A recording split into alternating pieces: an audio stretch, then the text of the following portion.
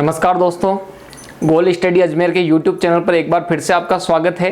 कला संस्कृति हम पढ़ रहे थे और उसमें हमने विभिन्न जिलों के मंदिरों के बारे में चर्चा को आगे बढ़ाते हुए जयपुर जिला प्रारंभ किया था और जयपुर जिले में हमने शीतला माता के बारे में अध्ययन किया था। अब आगे के अन्य मंदिरों के बारे में हम चर्चा करते हैं। तो देखिए, अगला मंदिर है ज्वाला माता का मंदिर। ज्वाला माता मंदिर। अब ये ज्वाला माता का जो मंदिर है ये कौन से जिले में है? जयपुर में है। और जयपुर में किस स्थान पर है? जोबनेर। जोबनेर नाम का जो गांव है वहां पर जयपुर जिले में कौन सी माता जी का मंदिर है? ज्वाला माता का मंदिर है। अब सुनो, इसके बाद सबसे मेन बात कि जो माता जी के, माँ शक्ति के 52 शक्तिपीठ माने जाते हैं, उन शक्तिपीठों में से एक प्रमुख शक्तिपीठ ज्वाला माता भी है।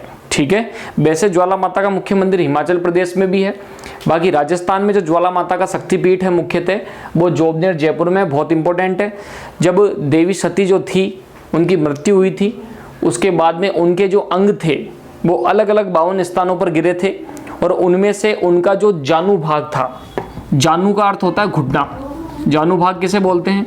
जानु भाग घुटना। तो देवी सती का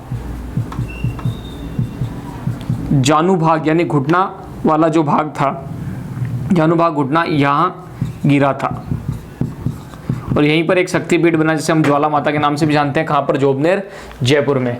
इसके बाद एक और बात सुनो, जयपुर के कछवा वंश से एक शाखा निकली थी खंगारोतों की। किसकी? खंगारोतों की। तो खंगारोतों की कुलदेवी कौन है? ज्वाला देवी। इंपॉर्टेंट है, ज्वाला देवी जो है किसकी कुलदेवी है? खंगारोतों की कुलदेवी। खंगारोत जो राजपूत होते हैं उनकी कुलदेवी है। देवी सती का जानु भाग या घुटने वाला भाग जो है यहाँ पर गिरा था। और जोबनेर जयपुर में कौन सी माता जी का मंदिर है? ज्वाला माता का। और ये जो माता जी का मंदिर है, इस मंदिर पर एक लाइन लिखी है, आई जी सपने राव खंगार के। माता जी सपने में आई थी, उसके बाद यहाँ पर शक्तिपीठ की भी स्थापना हुई थी। आई जी सपने राव खंगार के इस मंदिर पर लिखा हुआ है। तो ये ज्वाला माता के मंदिर के बारे में चर्चा हो गई। इतना बहुत है इस मंदिर के बारे में। मैंने एक देवी बता दी आपको, ज्वाला माता, इतना पर्याप्त है। और इसको आप स्क्रीनशॉट लीजिए। ठीक है, ले लिया होगा स्क्रीनशॉट। अब बढ़ जाते हैं आगे। अब जयपुर जिले में ही एक और माता जी हैं जो मुख्य हैं, जमुआय माता। कौन सी माता? जमुआय माता। ठीक है, अब सुनना जमुआय माता के बारे में। ठीक, कछवाहा वंश के बारे में हम अध्ययन करते हैं तो हम पाते हैं कि कछवाहा वंश के जो संस्थापक थे वो थे दूले राय। ठीक है ना।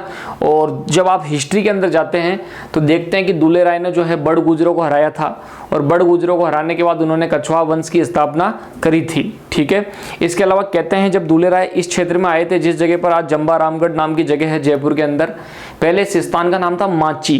क्या नाम था? माची। माची या फिर माच। और उस स्थान पर यहाँ पर मीणाओं का भी राज था। तो उस समय उन्होंने, दूले राय ने यहाँ आकर मीणाओं को भी हराया था। लेकिन जब उनका मीणाओं से युद्ध होने वाला था, उस युद्ध में प्रारंभिक रूप से वो पराजित हुए थे और घायल भी हुए थे। तो उस टाइम पर कहते हैं कि सपने में माता जी आई उनके और बोला कि मेरा नाम है जमुआय। ठीक है, और मैं तुम्हारी क्या हूँ? कुलदेवी हूँ। मैं तुम्हारी इस युद्ध में जीत सुनिश्चित कर दूंगी, लेकिन तुम्हें जीतने के बाद यहाँ पर मेरे नाम से ही एक कस्बा बसाना होगा और उस स्थान पर मेरा मंदिर बनाना होगा। तो दूले राय का सपना टूटा। उसके बाद दूले राय ने जब मीणाओं पर अटैक किया, उन्हें जीत मिली और इस माची नामक स्थान पर ही उन्होंने क्या करा था? जमुआय माता का मंदिर बनाया था। और कालांतर में जमुआय माता के नाम पर इस कस्बे का नाम, जिस जगह पर यह मंदिर बनाया गया, नाम पड़ गया जंबा रामगढ़। तो जमुआय माता का मंदिर कहाँ पर है? जमुआय माता का मंदिर है जंबा रामगढ़। जमुआ रामगढ़। और ये जमुआ रामगढ़ जो है कहाँ पर है? जयपुर में। जमुआ रामगढ़ कहाँ पर है? जयपुर में। कौन सी माता जी है? जमुआय माता है। ठीक है, सबसे बड़ी बात, किसने स्थापना की? कछवाहा वंश के संस्थापक दूल्हे राय ने मंदिर की स्थापना की। कछवाहा वंश के संस्थापक दुलेराय ने मंदिर क्या की है, स्थापना की। इतनी बात हो गई क्लियर, ठीक है। आगे एक और बात सुनो। अब सीधी सी बात है, कछवाहा वंश का आदि पुरुष या संस्थापक कौन था? दुलेराय था। मैंने एक पिछले वीडियो में बताया भी था, और नहीं बताया हो तो एक बार वापस बता देता हूं कि एक तो कुलदेवी शब्द और एक इष्ट देवी, इन दोनों शब्दों में सभी क्या रहते हैं? कंफ्यूज रहते हैं। और बार बार पेपर वाला ये सवाल पूछता है, हमें याद तो होता है लेकिन हम बता नहीं पाते हैं कि कुलदेवी पूछा है कि इष्ट देवी पूछा है। तो सुनो, कुलदेवी और इष्ट देवी में मेन अंतर ये है कि किसी भी कुल या वंश की एक फिक्स जो देवी होती है वो होती है कुलदेवी। कुलदेवी हमेशा फिक्स रहती है।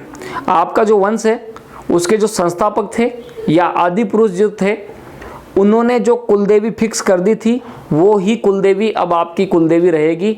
आप कुलदेवी को चेंज नहीं कर सकते। किसी भी वंश की शुरुआत से लेके उस वंश के अंत तक कुलदेवी नहीं बदली जाती है। सबको कुलदेवी को मानना ही पड़ता है, फिक्स होती है, एक प्रकार से कंपलसरी होती है। कुलदेवी को आप नहीं बदल सकते। इष्ट देवी या आराध्य देवी जो होती है वो आप पर डिपेंड करती है कि आप किसको अपना इष्ट देव या इष्ट देवी या आराध्य देव या आराध्य देवी मानते हैं, ठीक है ना। इनको आप चेंज कर सकते हैं, ठीक। जैसे मानो कि हमारी कुलदेवी कोई और हो, लेकिन मैंने कोई एग्ज़ाम दिया, उस एग्ज़ाम में सफलता के लिए मैंने किसी माता जी के जाके मनौती मांगी और माता जी के आशीर्वाद से मेरा क्या हो गया? सिलेक्शन हो गया। तो अब मैं क्या करूँगा? जिन माता जी के मनौती मांगने के कारण मेरा सिलेक्शन हुआ, उनको मैं मेरे ज़्यादा मानने लगूंगा, क्योंकि उनके कारण मेरा क्या हुआ? सिलेक्शन हुआ। तो मैंने उनको अपनी इष्ट देवी बना लिया। हालांकि कुलदेवी क्या है? अलग है। कुलदेवी तो जो कुल में शुरू से फिक्स थी वही रहेगी, लेकिन इष्ट देवी आप पर निर्भर करती है कि आप किसको मानते हैं। इष्ट देवी को चेंज किया जा सकता है, आराध्य देवी को चेंज किया जा सकता है, लेकिन कुलदेवी नहीं बदली जाती है। और इष्ट देवी या आराध्य देवी जो है, एक प्रकार से ऐसे समझ लो कि ऑप्शनल होती है, आपके ऊपर निर्भर है। आपके पिताजी की इष्ट देवी अलग हो सकती है, आपकी अलग हो सकती है, और आपके पुत्र की भी अलग हो सकती है, लेकिन कुलदेवी सबकी क्या होगी? एक ही होगी। तो कुलदेवी और इष्ट देवी का मैंने अंतर बता दिया। अब सीधी सी बात है, कछवाहा वंश के संस्थापक दुलेराय थे, तो दुलेराय ने किनको माता जी को कुलदेवी बनाया? जमुआई माता को। और आज भी आमेर के कछवाहा वंश की जो कुलदेवी है वो कौन है? जमुआई माता। तो आमेर के या जयपुर के जो भी है, आमेर के कछवाहा वंश की कुलदेवी कौन है? जमुआई माता, ठीक है। और जिस जगह पर जंबा रामगढ़ कस्बा है वहाँ पर अभ्यारण्य भी है, तो इस चीज़ का भी आप क्या लीजिए? स्क्रीनशॉट लीजिए। तो ये जमुआई माता के बारे में हमने अध्ययन किया, ठीक है। हाँ, ले लिया होगा स्क्रीनशॉट, ठीक है। बढ़ जाएं आगे, ठीक। अब सुनो, अब जब हम आगे बढ़ते हैं तो जयपुर में एक और देवी आती है, नकटी माता। कौन सी माता? नकटी माता। इंपॉर्टेंट है कि ये नकटी माता कौन है। देखो, जयपुर में गांव पड़ता है जय भवानीपुरा। जय भवानीपुरा, जय भवानीपुरा जयपुर में कौन सी माता जी का मंदिर है? नकटी माता का मंदिर है, ठीक। अब देखो, इतना ही आएगा, नकटी माता कहाँ है? जय भवानीपुरा जयपुर। बाकी इस मंदिर के पीछे भी एक कहानी कहते हैं कि यहाँ पर जय भवानीपुरा गाँव में माता जी का स्थान हुआ करता था। गाँव में क्या हुआ करता था कि जब चोर आया करते थे चोरी करने के लिए, तो कहते हैं इन माता जी की ऐसा चमत्कार था कि लोग अपने आप जाग जाया करते थे। एक तरह से माता जी उनके लिए अलार्म कॉल का काम किया करती थी। लोगों की नींद खुल जाया करती थी और चोरों को भागना पड़ता था। तो एक दिन क्या हुआ, चोरों ने मिलकर के माता जी की नाक क्या कर दी थी? काट दी थी। माता जी की प्रतिमाओं क्या कर दिया था? खंडित कर दिया था। और जब माता जी की नाक कटी तब से माता जी का नाम क्या पड़ गया? नकटी माता। तो नकटी माता का मंदिर कहाँ है? जय भवानीपुरा जयपुर, ठीक है। इसके बाद एक आती है छींक माता। कौन सी माता? छींक माता। ऐसे आजकल छोटी छोटी जो माता जी हैं ये भी खूब पूछी जा रहा है। तो जयपुर में एक स्थान है गोपाल जी का रास्ता, जयपुर शहर में ही गोपाल जी का रास्ता जयपुर। यहाँ पर कौन सी माता जी का मंदिर है? छींक माता का। ऐसे यार लोग, गोपाल जयपुर गया और जयपुर जाते समय उसको क्या आ गई? छींक आ गई। गोपाल को जयपुर जाते समय क्या आ गई? छींक। तो छींक माता कहाँ पर है? गोपाल जी का रास्ता जयपुर। ले लीजिए स्क्रीनशॉट इसका भी आप, ठीक है। हाँ, तो ले लिया होगा स्क्रीनशॉट। अब आगे बढ़ते हैं। तो सुनो, अब अगला जो मंदिर आ रहा है, ठीक है, अगला मंदिर है अब है शिला माता। तो अब सुनो शिला माता के बारे में, ठीक। तो कछवा वंश की कुलदेवी अभी भी मैंने बताई थी आपको, जमुआई माता। अब देखो शिला माता का जो मंदिर है ना वो आमेर में है, आमेर दुर्ग में, आमेर दुर्ग जयपुर। आमेर के महल वैसे भी प्रसिद्ध है बहुत ज़्यादा। राजा मानसिंह का बहुत बड़ा योगदान था आमेर के महलों को बनाने में, जो अपनी स्थापत्य कला के लिए पूरे विश्व स्तर पर प्रसिद्ध है। तो देखो कहते हैं कि जो मानसिंह थे, राजा मानसिंह जो थे जयपुर के, ठीक, वो अकबर के एकदम खास थे। अकबर से उनके बहुत अच्छे संबंध हुआ करते थे और अकबर ने अपने जो कई अभियान थे उन अभियान में मुख्य सेनापति के रूप में किसको भेजा था? मानसिंह को। और अकबर ने राजस्थान के बाहर भी मानसिंह को कई जगह का सूबेदार नियुक्त कर रखा था और वहाँ के प्रशासन की और वहाँ की जिम्मेदारी किसको सौंप रखी थी? मानसिंह को, ठीक है। तो मानसिंह जब पूर्वी बंगाल के राजा में, पूर्वी बंगाल का जो क्षेत्र है जो आज बांग्लादेश में पड़ता है, तो पूर्वी बंगाल में एक राजा था केदार। पूर्वी बंगाल का राजा कौन था? केदार। तो ये जो पूर्वी बंगाल का राजा था केदार, एक बार इस पर मानसिंह ने क्या किया? अटैक किया। अब जब मानसिंह ने केदार पर अटैक किया तो ऐसी स्थिति में कहते हैं कि जो केदार था उसको ये वरदान था कि उसके वहाँ पर एक माता जी की मूर्ति थी जिनको आज अपन शिला माता के नाम से पढ़ रहे हैं, ठीक है। तो ये जो शिला माता है, कहते हैं कि इनकी मूर्ति जो है किसके पास थी? पूर्वी बंगाल के राजा केदार के पास। और केदार को ये वरदान मिला हुआ था कि जब तक उसके पास शिला देवी की प्रतिमा रहेगी, ठीक है ना, तब तक और जब तक वो इनकी पूजा करता रहेगा, कोई भी केदार को पराजित नहीं कर सकता। तो पहली कहानी तो ये आती है कि केदार जब शिला देवी की पूजा कर रहा था ताकि वो युद्ध में विजयी हो गए, उस समय उसकी पूजा को मानसिंह ने क्या करवा दिया था? खंडित करवा दिया था, उसको रुकवा दिया था। तो ऐसी स्थिति में केदार की पूजा पूरी नहीं हुई और जो राजा मानसिंह थे वो उन्होंने केदार को जीता, केदार को पराजित किया और पूर्वी बंगाल को जीतने के बाद वहाँ से शिला देवी की प्रतिमा को अपने साथ कहाँ पर लिया है? आमेर में। और यहाँ पर उन्होंने मूर्ति को क्या करवा दिया? स्थापित करवा दिया। इसके अलावा दूसरी कहानी यह कही जाती है कि पूर्वी बंगाल के वहाँ पर समुद्र है, वैसे भी बंगाल की खाड़ी हमारे को पता भी है। उस इलाके में वहाँ पर एक पत्थर पानी के अंदर डूबा हुआ था और मानसिंह को किसी ने बताया था कि इस पत्थर को निकाल के जब आप इस पे माता जी की मूर्ति बनाएंगे और उसको स्थापित करवाएंगे तो आपकी यश कीर्ति फैलेगी और आपकी विजय पताका जो है लहराएगी। तो ऐसी स्थिति में कहते हैं कि पूर्वी बंगाल पे जब मानसिंह ने अटैक किया तो दूसरी बात ये आती है कि पत्थर की जो शिला थी समुद्र में से निकलवाई थी और उसकी मूर्ति बनाई, इसलिए माता जी का नाम पड़ गया शिला देवी। कुछ लोग ये मानते हैं कि जो केदार था उसको मानसिंह ने पराजित किया और बाद में केदार ने भेंट स्वरूप मानसिंह को ये मूर्ति दी। जो भी बात रही हो, लेकिन बात यह कि शिला देवी की जो प्रतिमा है वो मानसिंह ने क्या करवाई? आमेर के किले में स्थापित करवाई, ठीक है। तो आमेर दुर्ग में है जयपुर में ये मंदिर और पूर्वी बंगाल के राजा केदार को पराजित करके मानसिंह यह प्रतिमा आमेर लाए। कहाँ पर लाए? आमेर लाए। हो गई क्या इतनी बात? ठीक है। और सुनो अब आगे बात, ठीक है ना। तो ये बात तो हो गई। अब अगला सवाल महत्वपूर्ण ये आता है कि जो आमेर का कछवाहा वंश है, आमेर के कछवाहा वंश की इष्ट देवी कौन है? शिला माता या शिला देवी। अभी मैंने आपको कुलदेवी और इष्ट देवी मंत्र बताया। कई बार यही सवाल बार बार आया है कि आमेर के कछवाहा वंश की कुलदेवी तो कौन है? जमुआई माता, और जबकि इनकी इष्ट देवी कौन है? शिला देवी है। ध्यान रहेगा ये बात, ठीक है।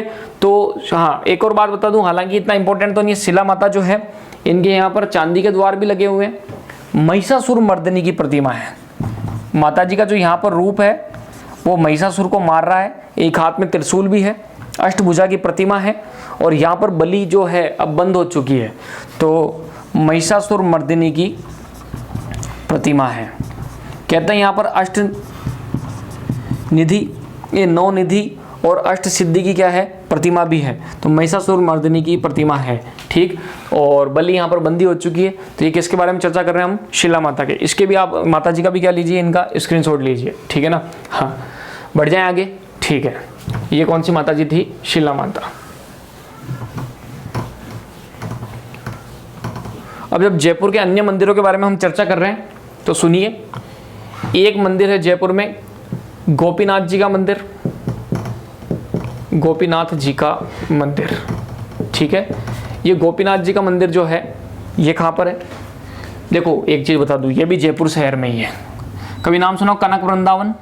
जयपुर में है, जल महल के पास, वहीं पर है गोपीनाथ जी का मंदिर। कहाँ पर? जयपुर में।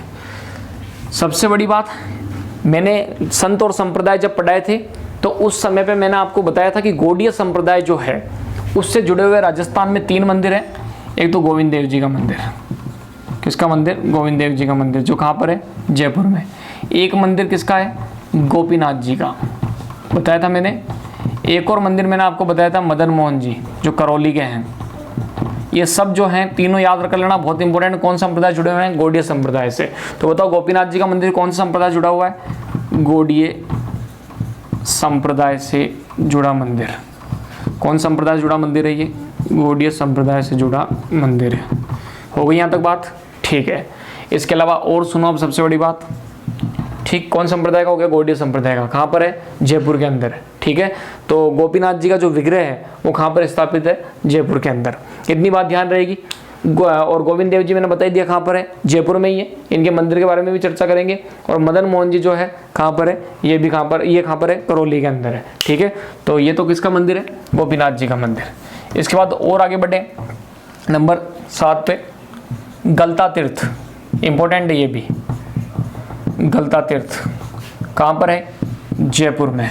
जब संत और संप्रदाय पढ़े थे तब भी हमने चर्चा की थी, और उस समय पर जब हमने रामानुज या रामनंदी संप्रदाय के बारे में चर्चा की थी तब भी मैंने कहा था कि उनकी मुख्य पीठ जो है कहाँ पर है? गलता तीर्थ में। तो अब पहले तो सुनो, गलता तीर्थ जो है यहाँ पर किस ऋषि ने तपस्या की थी? यह सवाल आता है। गालव ऋषि की तपोस्थली। कौन से ऋषि की तपोस्थली है? गालव ऋषि की तपोस्थली। ठीक, और गलता तीर्थ के संस्थापक कौन थे? गालव ऋषि थे। इंपॉर्टेंट सवाल है। राजस्थान की मंकी वैली भी कहते हैं इसको। खूब सारे बंदर हैं यहाँ पर। मंकी वैली ऑफ राजस्थान किसको कहा जाता है? गलता तीर्थ को। मंकी वैली ऑफ राजस्थान किस संप्रदाय को, किसको कहते हैं? गलता तीर्थ को। ठीक, इसके अलावा इंपॉर्टेंट सवाल, यहाँ पर कौन से संप्रदाय की मुख्य पीठ है? रामानुज या रामानंदी। ये सब मैं बता चुका हूँ दोस्तों, अब तो मैं केवल एक बार फॉर्मेलिटी के लिए बता रहा हूँ आपको। रामानुज या रामानंदी संप्रदाय की मुख्य पीठ कहाँ पर है? गलता तीर्थ में। ठीक है, और कहाँ, कौन सी ऋषि तपोस्थली? गालव ऋषि की। मंकी वैली ऑफ क्या कहते हैं इसको? राजस्थान। एक और इंपॉर्टेंट सवाल, जयपुर का बनारस, जयपुर का बनारस किसे कहते हैं? गलता तीर्थ को कहते हैं। ध्यान रखना, इंपॉर्टेंट सवाल है। जयपुर का बनारस किसको कहते हैं? गलता तीर्थ को कहते हैं। ठीक है, तो दोस्तों इस वीडियो में भी हमने जयपुर के मंदिरों के बारे में चर्चा की। अगले वीडियो में और भी कुछ जो जयपुर के मंदिर बच रहे हैं उनके बारे में चर्चा करेंगे, और कुछ लोक देवता और लोक देवियों के बारे में चर्चा करेंगे। ठीक है, वीडियो को ज़्यादा से ज़्यादा लाइक कीजिएगा, शेयर कीजिएगा और सब्सक्राइब कीजिएगा। धन्यवाद।